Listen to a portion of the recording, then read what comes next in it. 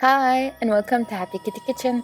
In our last video, we made chicken katsu, and so today we're showing you how to make a Japanese curry that usually accompanies it. Let's start out by adding butter to our pan and cooking our onions slowly and steadily until they are transparent. As they cook, we can start seasoning with salt, white pepper, and chili pepper powder. Once they have softened, we'll add in garlic paste, ginger paste, and tomato paste, and we're going to also add in our shredded green apple and mix everything in well. And if you don't have a green apple, a red apple will do, preferably a Fuji apple. Then we'll add in our Japanese curry powder. You can buy it from the supermarket or online. I'll leave links in the description box, or you can make your own like I did. And also I'll leave links below that will help you like they've helped me to make my own.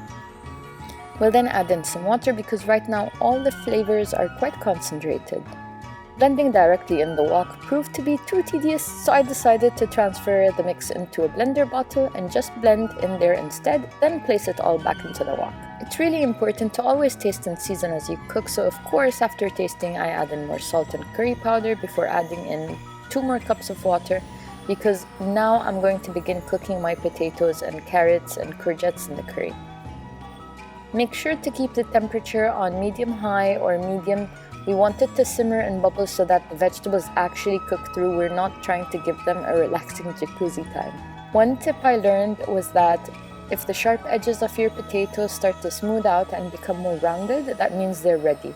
But also another way would just be to pierce every vegetable with a fork and check. If done, let's put the final touch on our curry, which is thickening it using a golden roux.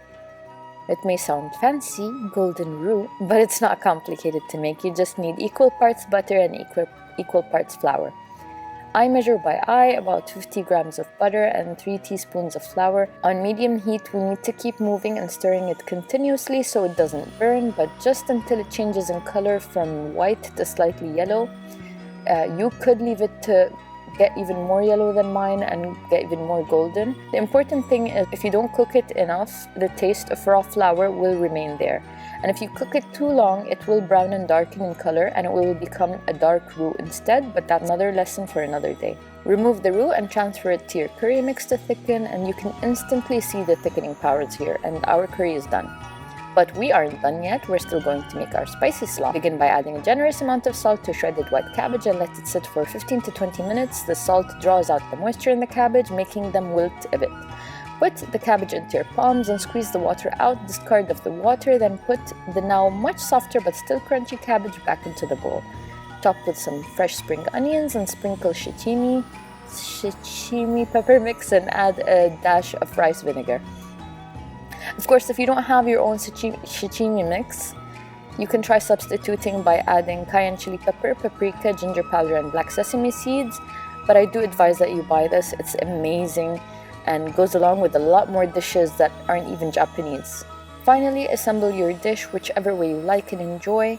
If you want to keep this dish vegetarian, eat it as it is, but if you're feeling slightly carnivorous, make that chicken katsu I showed you how to make in the last video and enjoy the combination of flavors. If you've never tasted Japanese curry before and wonder what it tastes like, well, it tastes like comfort, a rich, salty, sweet, and slightly spicy comfort, and that is coming from me, a person who was never a big fan of curries, but now am because of this. So, if you made it this far into the video, as usual, thanks for watching and have a great day from Happy Kitty Kitchen. Bye!